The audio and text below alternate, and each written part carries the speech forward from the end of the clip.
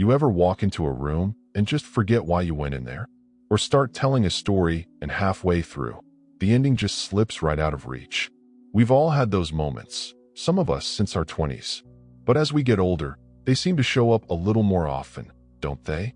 And that can be a bit unsettling. But here's something I want you to hear loud and clear. Getting older doesn't mean you're losing your mind. It just means your mind needs a little more care and attention, just like the rest of you. Think of it like a garden. When we were younger, everything was blooming on its own, wild and free.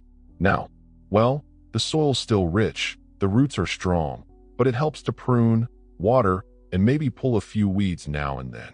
Today, I want to talk to you about keeping that beautiful garden of yours thriving. Mental sharpness, staying alert, thoughtful, engaged. It's not just about memory. It's about confidence, independence, joy. It's about waking up and feeling like you're still in the game, still you, no matter what the calendar says. We're not going to talk about fancy supplements or some magic secret. Nope, just simple, real-life things you can do every day to help your mind stay bright and active. Some of them you might already be doing, and some might surprise you. Let's start with something many people overlook: staying curious. You know, when we were kids, curiosity was as natural as breathing. We wanted to know everything. Why is the sky blue? How do birds fly? What's behind that locked drawer in the kitchen? Somewhere along the way, life got busy and we stopped asking questions. But curiosity is one of the best exercises for your brain. It keeps the gears turning. So ask yourself, when's the last time you learned something just because you wanted to? Maybe it's a new recipe, a bit of history, how to use that smartphone better. I know a gentleman in his 70s who just took up online chess. He says his brain hasn't felt this alive in years. And it doesn't have to be anything huge. Reading about a new place, trying a crossword puzzle, watching a documentary instead of another news broadcast. It all feeds that spark. And don't worry if you don't remember everything you read or watch. That's not the point. The point is to engage. To lean forward a little and say, that's interesting, even if no one else is around to hear you. Another powerful way to stay sharp? Talk to people. Real conversation. I'm not just talking about a quick, "How are you?" at the grocery store checkout. I mean actual connection. You'd be amazed what a good chat can do for your brain. It gets you thinking, remembering, responding, almost like a dance. Whether it's with a friend, a neighbor, your grandchild, or even someone you just met at the park, conversation keeps the mind moving. And I get it. Sometimes, as we get older, our circles shrink. People move away, or we lose touch. But there are always ways to make new connections. Join a book club, volunteer somewhere, attend community events. Even a weekly call with an old friend can do wonders. You might be surprised how much you still have in common, or how much you still have to learn from each other. Now, I know this next one might not sound like it's about mental sharpness, but trust me, it's all connected. Keep your body moving, just a little bit each day. Take a walk, stretch in the morning, dance in your kitchen while the kettle's boiling. Your brain and your body aren't separate, they're a team. When your body moves, blood flows, oxygen flows, and your brain gets what it needs to stay alert. There's an older lady I know, Miss Clara, who walks around her block every single morning, rain or shine. She's 82 and sharper than a tack. She says the walk clears her head and gives her time to think. And wouldn't you know it, she comes back full of stories about the neighbors, the birds, even the clouds. That little bit of movement, it's like oil for the engine. And you don't have to start jogging marathons or lifting weights.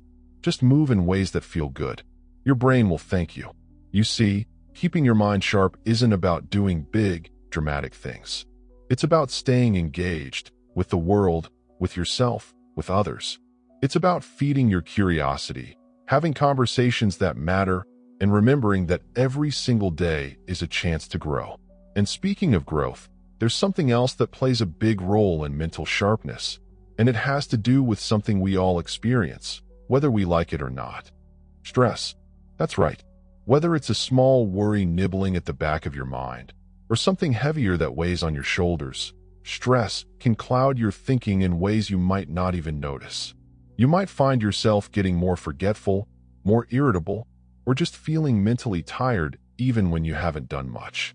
And over time, if we're not careful, it can wear down that mental sharpness we're trying so hard to protect. But here's the good news. Managing stress isn't about pretending everything's fine or pushing feelings away. It's about finding ways to release some of that tension before it builds up too high. Think about what helps you feel calm and grounded. For some folks, it's prayer or meditation.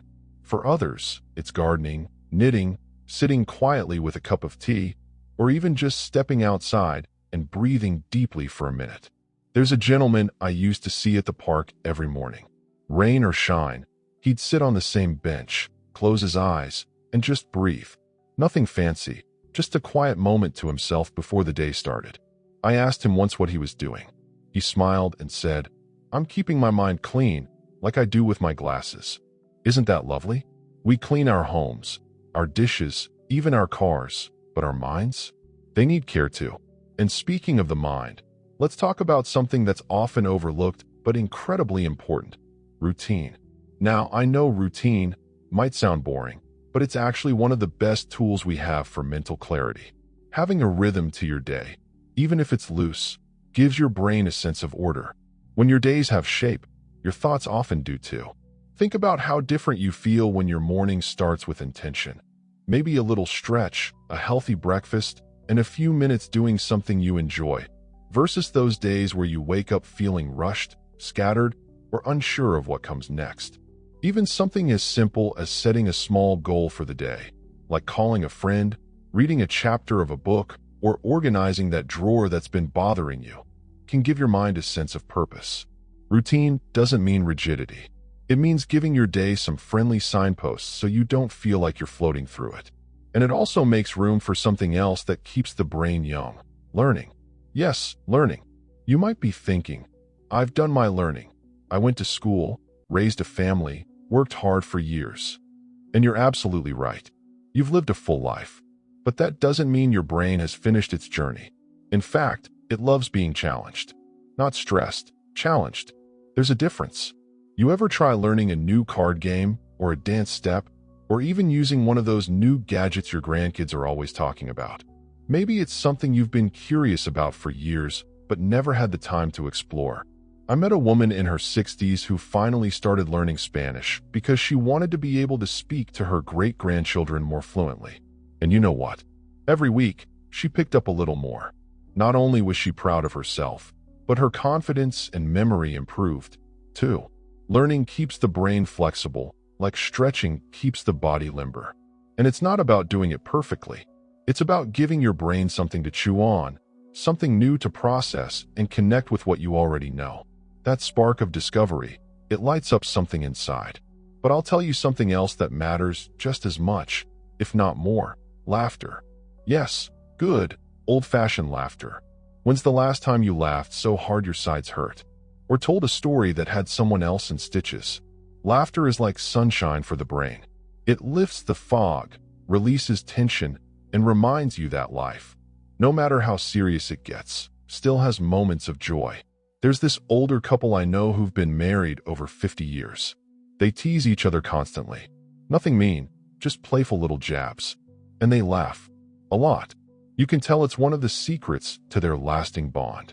And every time I see them, I'm reminded that humor keeps us young. It keeps our hearts light and our minds open. So whether it's watching a funny movie, sharing jokes with a friend, or just laughing at the little mess-ups that happen during the day, embrace it. Let yourself find the funny in life. Your brain will thank you for it. And while we're on the subject of thankfulness, there's something powerful, almost magical, about gratitude, too. I know you've probably heard that word a lot, especially these days. People talk about keeping gratitude journals, saying affirmations, all that. But let's strip it down to something simpler, something real. Gratitude is just the act of noticing the good stuff. That's it. It's looking at your day and saying, "That was nice," even if it was something small. A smile from a stranger, a warm cup of tea, the way the light came through the window in the afternoon. You see, gratitude has this quiet way of sharpening the mind. When you practice noticing the good, your brain starts to tune in more closely. It becomes more present, more alert. You begin to catch the beauty in things that might have passed you by before. And when your brain is present, really present. It's also more resilient, more focused, more alive. I know a woman, Miss Betty, who starts every morning by naming 3 things she's thankful for out loud while making her toast. The smell of coffee, she'll say. The sound of the birds outside. My knee's still working today. And then she laughs. Every single morning. And you know what? At 84, her mind is sharp as a tack. She remembers names, dates, even old recipes from when she was a newlywed. Gratitude, she says, keeps her brain on the sunny side. And really, that's what all of this comes down to. Keeping yourself on the sunny side. Not ignoring the hard stuff. We've all had plenty of that. But choosing to feed your brain with the kind of energy that lifts instead of drains. And one more beautiful way to do that is by giving yourself permission to rest. Now I don't mean just sleep, although good sleep is important, of course. I mean rest as in quiet, unhurried time. Time to think, to reflect, to be. We live in a world that moves so fast, even for folks like us who've earned the right to slow down. And that speed, that constant hum of noise, it can clutter your thoughts and wear out your mind. So don't feel guilty for taking quiet moments, for sitting on the porch doing nothing but watching the sky, or lying down with a book you may or may not finish, or just closing your eyes for a bit in the middle of the afternoon.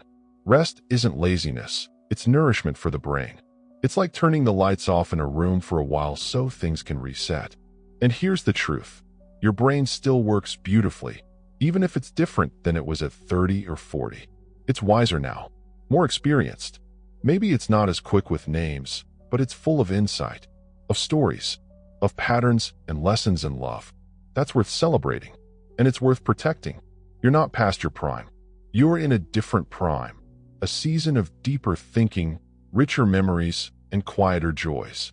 So treat your mind like the treasure it is. Feed it with curiosity, stretch it with learning, brighten it with laughter, steady it with rest, and fill it, every chance you get, with gratitude. Because staying sharp isn't about clinging to youth. It's about leaning into who you are right now. Fully, joyfully, with pride.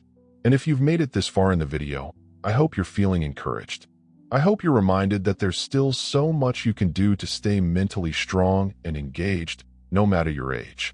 And if anything we've shared today made you smile, made you think, or gave you a little boost, go ahead and let us know in the comments. We'd love to hear from you. Really.